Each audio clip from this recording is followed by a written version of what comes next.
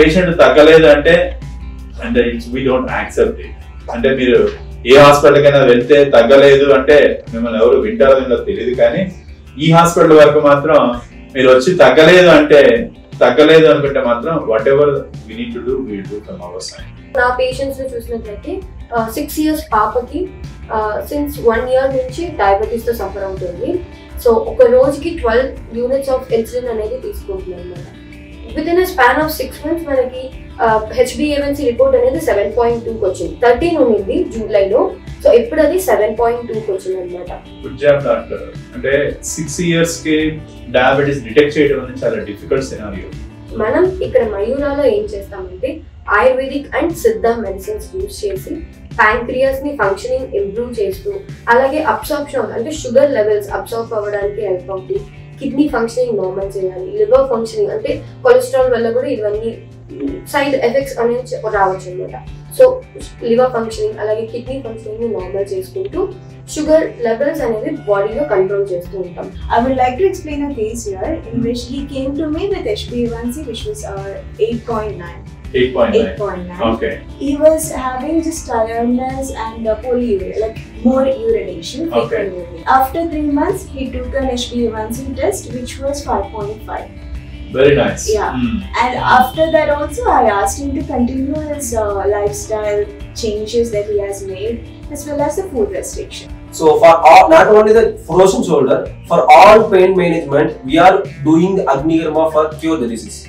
మేము ఎప్పుడు నమ్మేటువంటిది ఈ జన్మలో మా చేతులతో మాకు చేసే అవకాశం వచ్చినప్పుడు మంచి పని చేద్దాం. ఈరోజు ఈ ఎపిసోడ్ లో మనం డయాబెటీస్ గురించి, డయాబెటీస్ లో దాదాపు 400 నుంచి 500 మంది పేషెంట్స్ పైన మయూరా సక్సెస్ఫుల్ గా ట్రీట్ చేసింది. ఈ రోజుకి ప్రారంభించిన కొద్ది కాలంలోనే, అంటే ఆగస్ట్ లో మనము ఇనిషియేట్ తీసుకున్నాము అండ్ మోర్ దెన్ 500 పేషెంట్స్ ని సక్సెస్ఫుల్ గా ట్రీట్ చేసి ఎందరికో సైడ్ ఎఫెక్ట్స్, బేసిక్ గా డయాబెటీస్ అనగానే షుగర్ లెవెల్స్ తగ్గించడం ఒకటైతే, దాంతో పాటుగా ఫ్రోజన్ షోల్డర్, అలాగే రెటినోపతి, న్యూరోపతి, అంటే ఇవి టెర్మినాలజీ వాడుతారు, బట్ అంటే నరాల్లో వచ్చేటువంటి జబ్బులు, అలాగే కంటిలో వచ్చేటువంటి జబ్బులు, కంటి చూపు కోల్పోవడం కానివ్వండి, దీని సైడ్ ఎఫెక్ట్స్ అంటే హార్ట్ అటాక్ వచ్చిన ప్రతి పేషెంట్ మీరు అబ్జర్వ్ చేస్తే డయాబెటీస్ మోర్ ఆర్ లెస్ 80-85% వరకు కూడా డయాబెటీస్ డయాగ్నోస్ అయి ఉన్న వాళ్ళు అయి ఉండొచ్చు, లేకపోతే డయాగ్నోస్ ఉన్నవాళ్ళు. సో ద కాన్సిక్వెన్సెస్ ఎలా ఉన్నాయి అనేది చాలా డేంజరస్ గా ఉన్నాయి. ఇవాళ ప్రపంచానికి డయాబెటీస్ క్యాపిటల్ ఏదైనా కంట్రీ అవుతుంది అంటే ఇండియా అవ్వబోతుంది అనేది ల్యాన్సెట్ రిపోర్ట్స్ కూడా చెప్తున్నాయి. సో ఈ జర్నీలో మా వంతుగా మయూరా సైడ్ నుంచి మేము ఆయుర్వేద అండ్ సిద్ధ మెడికేషన్ తోటి ఈ ఏదైతే ఇన్సులిన్ ప్రొడక్షన్ జరుగుతూ ఉంటుందో, అంటే ఇన్సులిన్ గ్లూకోజ్ లెవెల్స్ కంట్రోల్ కాకపోవటం, వీటన్నిటిని కూడా అడ్రస్ చేస్తూ సిస్టమేటిక్ గా పనిచేస్తూ వచ్చాము. సక్సెస్ఫుల్ గా పేషెంట్స్ రికవరీ అవుతూ ఉన్నారు. సో ఫస్ట్ గా సైడ్ ఎఫెక్ట్స్ తగ్గిస్తున్నాము, దెన్ దాని తర్వాత బాడీలో అబ్జార్ప్షన్ లెవెల్, అంటే 85% ఆఫ్ ద బాడీలో ప్యాంక్రియాస్ పనిచేస్తుందండి, ఇన్సులిన్ ప్రొడ్యూస్ చేస్తుంది. ఆ ప్రొడ్యూస్ చేసే ఇన్సులిన్ అబ్జార్ప్షన్ అనేది మన లివర్ అలాగే మన మజిల్స్ తీసుకోలేకపోవటం వలన మీరు ఈ టాబ్లెట్స్ అలాగే మీరు ఈ ఇన్సులిన్ ఎక్స్టర్నల్ గా తీసుకోవడం జరుగుతూ ఉంది. ఈ టాబ్లెట్స్ ఎక్స్టర్నల్ తీసుకున్న ఇన్సులిన్ ఏదైతే ఉన్నాయో ఇవి రెండు వెళ్ళి న్యూట్రలైజ్ చేస్తాయి తప్ప మీ బాడీకి అబ్జార్ప్షన్ కోసమే పనిచేయవు. దాన్ని సబ్స్టిట్యూట్ కాకుండా ఏ విధంగా మన శరీరానికి తిరిగి రిస్టోర్ చేసుకుంటూ మన శరీరంలో ఉన్నటువంటి కెపాసిటీని మళ్ళీ రీబిల్డ్ చేసుకోవడం కోసం మయూరా ఇన్నోవేటివ్ గా డయాబెటీస్ కి ట్రీట్మెంట్ ప్రోగ్రామ్ ని వర్క్ చేస్తూ వచ్చింది. అండ్ ఈ సక్సెస్ జర్నీలో డిఫికల్ట్ కేసెస్ చూసాము, ఛాలెంజింగ్ గా ఉన్నాయి, అంటే డిఫరెంట్ లెవెల్స్, అంటే HbA1c అంటాము, లేకపోతే తినక ముందు తిన్న తర్వాత బ్లడ్ టెస్ట్లు. సో రకరకాల పేర్లు అన్నప్పటికీ కూడా మీకు తినక ముందు తిన్న తర్వాత అనే విధంగా గుర్తుపెట్టుకుంటే ఆ బ్లడ్ టెస్ట్లు చేసుకోవటము, ర్యాండమ్ గా చెక్ చేసుకోవటము, ఇవన్నీ కూడా టెస్ట్లు చేసుకున్నప్పటికీ కూడా అన్ని టెస్ట్లో కూడా లెవెల్స్ తక్కువ అయ్యి పేషెంట్స్ హ్యాపీగా ఉన్నారు అని తెలియడానికి ఇవాళ మేము చాలా హ్యాపీగా ఉన్నాం మేము కూడా. సో ఈరోజు డాక్టర్స్ వాళ్ళ ఎక్స్పీరియన్సెస్ లో వాళ్ళ ఎలాంటి కేసెస్ డీల్ చేశారు, వై మయూరా అంటే డయాబెటీస్ లో అనేది మనం డిస్కస్ చేస్తూ పోదాం. ఈరోజు డయాబెటీస్ గురించి పేషెంట్స్ కి మీరు ఏం చెప్పగలుగుతారు, అలాగే మీ ట్రీట్మెంట్ లో ఎలాంటి కేసెస్ చూశారు, ఓవరాల్ గా హైదరాబాద్ లో మీరు చూస్తున్న కేసెస్ కి మీకున్న ఎక్స్పీరియన్స్ లో ఏ విధమైనటువంటి ట్రీట్మెంట్స్, ఏ విధమైనటువంటి లైఫ్ స్టైల్ ఫాలో అయితే బెటర్ గా ఉంటుంది?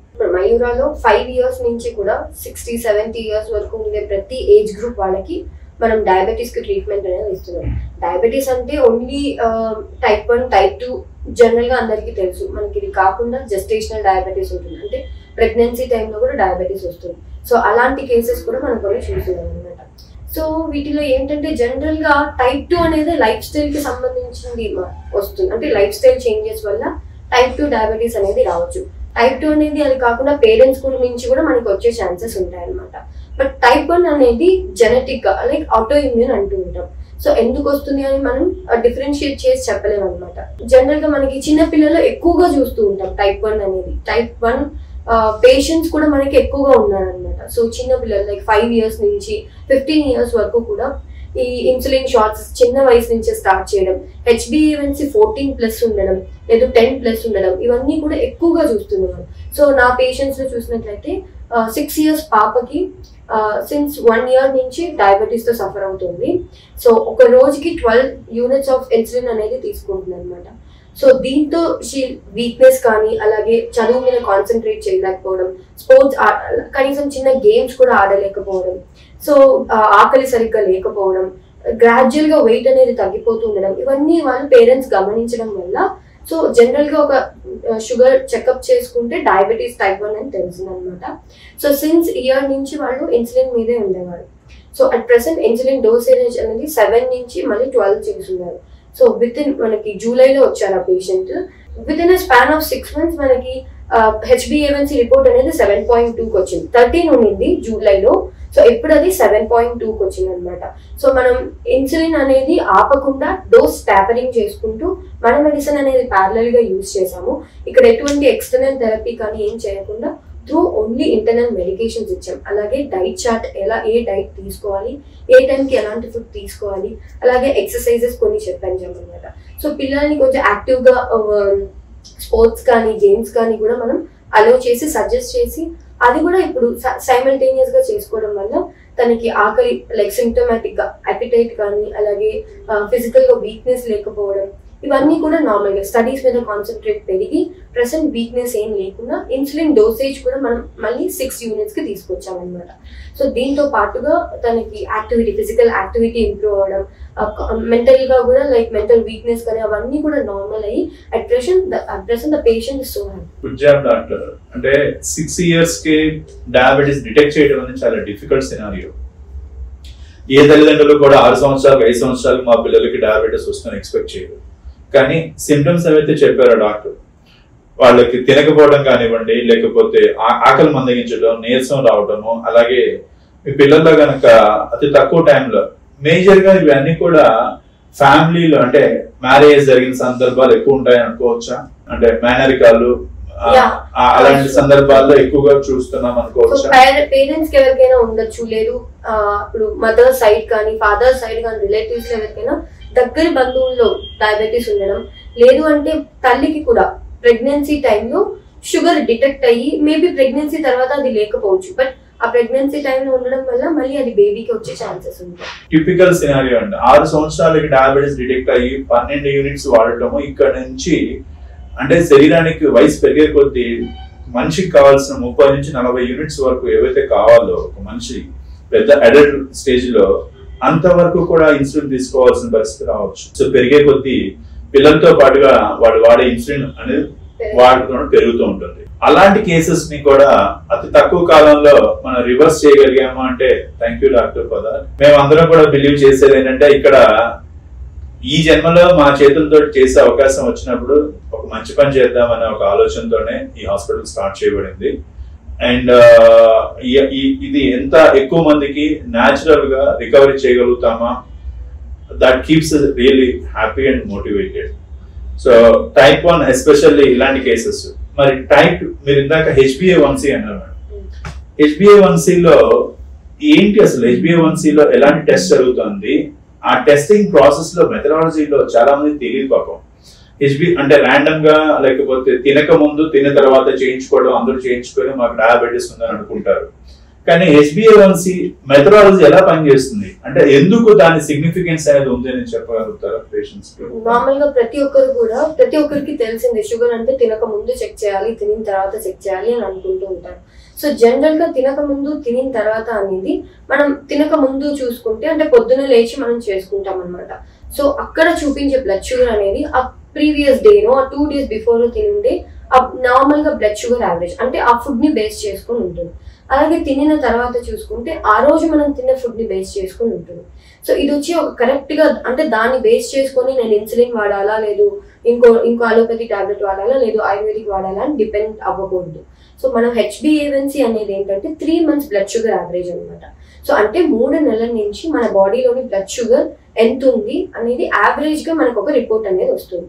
సో దాన్ని బేస్ చేసుకొని మీకు షుగర్ ఉందా లేదా అనేది డిటెక్ట్ అవుతుంది అనమాట.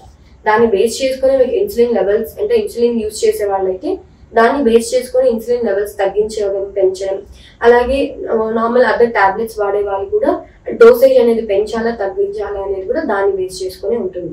ఇది కాకుండా టైప్ 1 లో చూసే పని అయితే చాలా డౌట్స్ ఉంటాయి అనమాట. అంటే ఇన్సులిన్ సెక్రీట్ చేస్తూ ఉందా, నాకు సెక్రీట్ అవ్వట్లేదా అని. సో ఇలాంటి డౌట్స్ లేకుండా ఇన్సులిన్ ఎంత సెక్రీట్ అవుతుందని చెక్ చేసుకోవచ్చు. సో C-peptide టెస్ట్ అంటాం అనమాట. సో ఇది కూడా మీరు చెక్ చేసుకొని మీకు ఇన్సులిన్ లెవెల్స్ అనేవి సెక్రీట్ అవుతుందా లేదా అనేది కూడా కన్ఫర్మ్ చేసుకోవచ్చు. సో వీటినన్నిటిని బేస్ చేసుకొని మీకు షుగర్ ఉందా లేదా, డయాబెటీస్ ఉంటే ఒకవేళ ఏ స్టేజ్ లో ఉంది అంటే స్టేజ్ 1 లో ఉందా, టైప్ 1 టైప్ 2 అలాగే ఎంత amount of insulin or other medicines వాడాలి, ఇవన్నీ కూడా మీరు చూసుకోవచ్చు అనమాట.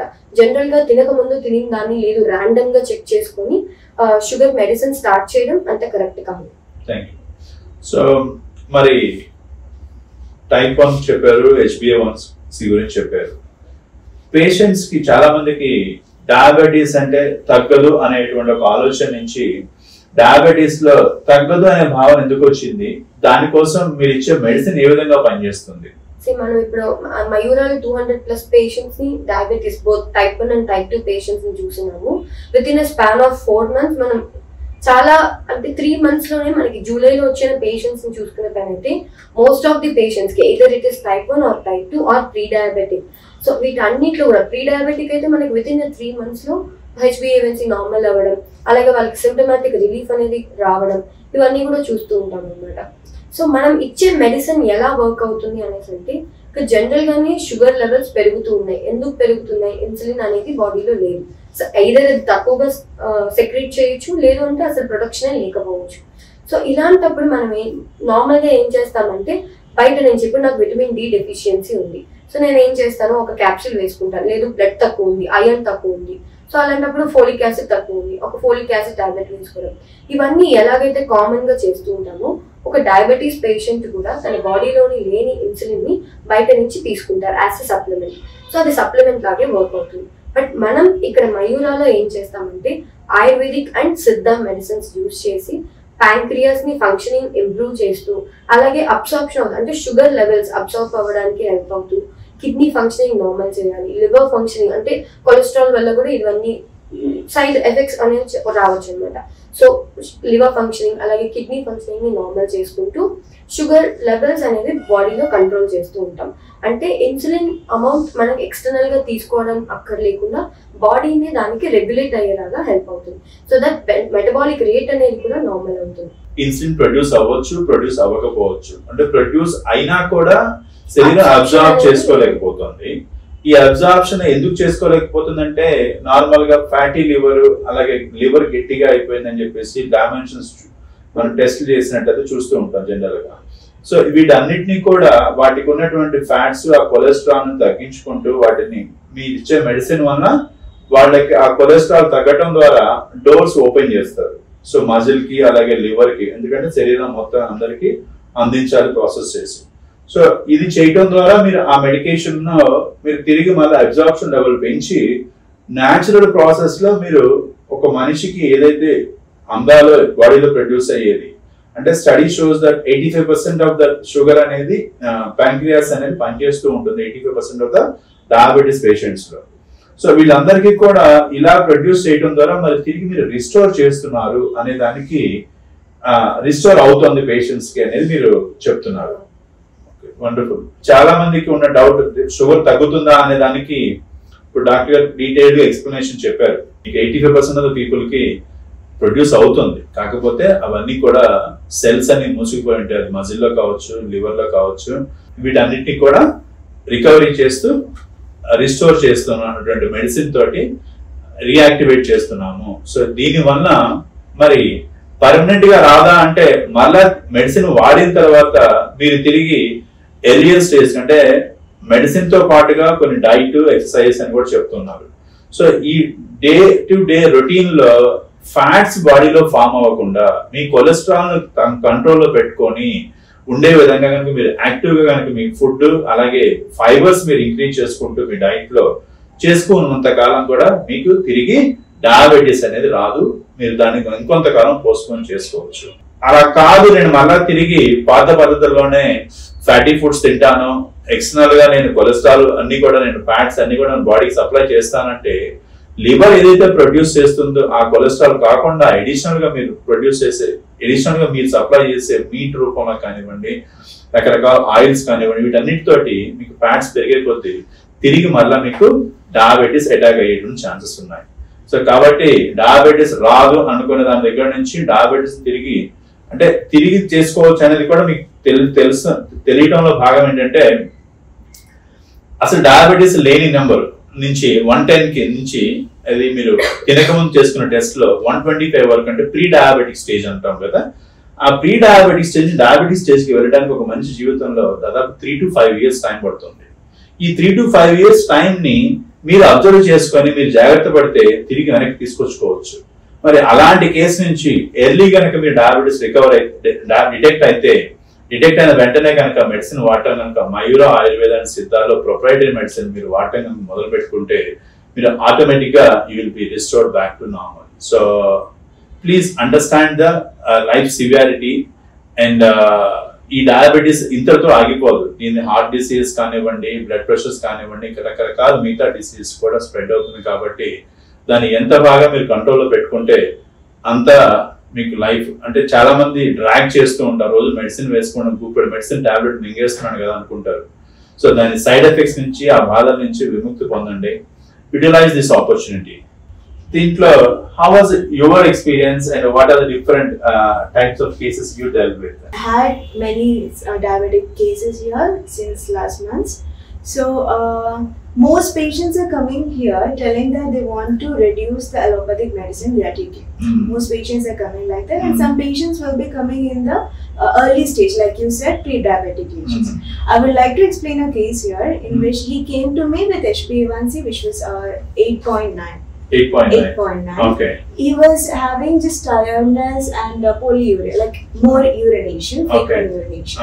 So within like first setting, he said that his tiredness was over by taking the medicine, and also he was following the diet restrictions that I told, as well as he was regularly taking my medication. Wonderful. And after 3 months, he took an HbA1c test which was 5.5. Very nice. Yeah. And after that also I asked him to continue his lifestyle changes that he has made, as well as the food restrictions. So once it is a 5.4, does he need to still further continue cheyala? ఆపేసేయచ్చా medicine మీ medicine వాడటం అనేది? We won't be completely ending the medicine, but we'll be tapering the doses, and the body should support. So మీరు అంటే 5.4 కి వచ్చిన తర్వాత అంటే నార్మల్ లెవెల్స్ కి వచ్చేసింది. నార్మల్ లెవెల్స్ కి వచ్చిన తర్వాత ఇంకా 1 or 2 months కంటిన్యూ చేసి మీరు అలోపతి మెడిసిన్ మీరు ఏవైనా కూడా వాడేసి ఆపేసేసి దెన్ దాని తర్వాత మీరు ఇచ్చిన మయూరా మెడిసిన్ కూడా ఆపేసేయమని చెప్తున్నారు, right? So so ultimately diet అనేది మనం సరిగా ఫాలో అవడం అనేది it plays a very important role, as well as the physical activity అనేది. సో మరి ఈ ఫిజికల్ యాక్టివిటీస్ కంట్రోల్ అయిన తర్వాత మీరు మెడిసిన్ ఆపేయచ్చు, లైఫ్ లాంగ్ వాడాల్సిన పని లేదు అనేది కూడా డాక్టర్స్ చెప్తున్నారు. How was your experience? Me experience లో సైడ్ ఎఫెక్ట్స్ ని, పెయిన్స్ అంటూ ఉంటాం కదా, ఇప్పుడు ఫ్రోజన్ షోల్డర్ అని, సో డయాబెటీస్ యొక్క సిమ్టమ్స్ అని చెప్పేసి చెప్పుకుంటూ ఉంటాం. సో ఈ సిమ్టమ్స్ లో పెయిన్స్ వచ్చేటువంటి వాళ్ళకి, స్వెల్లింగ్ వచ్చేటువంటి వాళ్ళకి, మరి అలాగే క్రియాటిన్ లెవెల్స్ హై ఉన్నాయని చెప్పేసి అనుకుంటుంటాం. ఇది ఎలా జరుగుతుంది doctor? So in Ayurveda, for pain management, one best treatment is that is Agni Karma. So I have the experience of one patient. he has chronic diabetic and along with frozen shoulder also.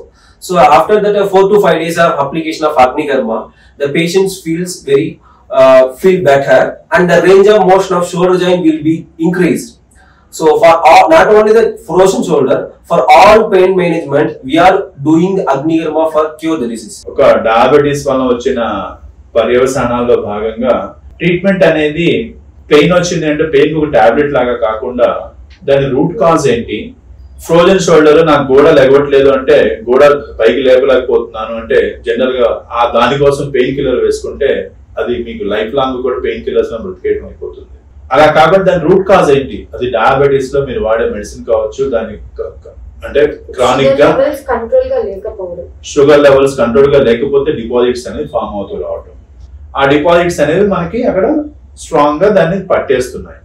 So ముందు sugar ని control చేసుకుంటూ then simultaneous గా at the same time అంటే pain killers అనేది మీకు passive గా అంటే అప్పటికప్పుడు ఏదో మీకు కొంత రిలీఫ్ ఇస్తుందేమో కానీ లిటరల్ గా మీకు ఎలాంటి బెనిఫిట్ కూడా జరగదు. సో దానికంటే మీరు రూట్ కాజ్ ను అర్థం చేసుకోండి. మీకు ఏ రోగానికి కూడా ఆయుర్వేదంలో అంటే నాకున్న అనుభవం నాకున్న కొద్ది జర్నీలో ప్రాబ్లం ఎక్కడో మొదలైతే దాని ఇంపాక్ట్ ఎక్కడో ఉంటుంది. ఆ ఇంపాక్ట్ ని మనం వెళ్ళి చెప్తే చాలా మంది పేషెంట్స్ కూడా ఏం చెప్తూ ఉంటారు అంటే నాకు ఒకటే ప్రాబ్లం ఉందంటారు, లేకపోతే డయాబెటీస్ వచ్చిందండి కంట్రోల్లోనే ఉంది అంటే చాలా మంది యాక్సెప్ట్ చేయడానికి కూడా ముందుకు రారు. సో యాక్సెప్ట్ చేయండి, ఎప్పుడైనా సరే దానికి కావాల్సిన ట్రీట్మెంట్ నాకు ఇక్కడ హెల్ప్ కావాలని మీరు ఓపెన్ అయినప్పుడు ఆటోమేటిక్ గా దాని ట్రీట్మెంట్ అనేది మీ యాక్సెప్టెన్స్ లెవెల్ హై ఉన్న ట్రీట్మెంట్ కూడా చాలా సక్సెస్ఫుల్ గా రిజల్ట్స్ చూపిస్తుంది.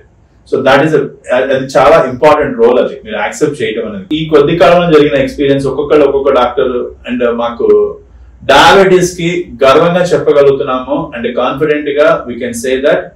అలాగే మేము తీసుకొని కేసులు కూడా మేము తీసుకోమని కూడా చెప్తామండి. సో మేమేదో పేషెంట్ ని మభ్యపెట్టాలనే ఉద్దేశం కాదు, మేము మాకు ట్రీట్ కాదు అనుకున్నవి మేము కూడా రిఫర్ చేస్తూ ఉంటాం. పెట్టాలి అంటే డయాబెటీస్ ని కొంతమంది మా దగ్గరకు వచ్చే పేషెంట్స్ లో I had a patient, she was having HbA1c like 9, but she was also a thyroid patient. Her TSH level was 9, and while the treatment also she was having ketoacidosis, diabetic ketoacidosis, which is a complication of diabetes. But even after 1 month or 2 months, it was not getting under control, diabetes. Already she was having several problems, so I referred to allopathy.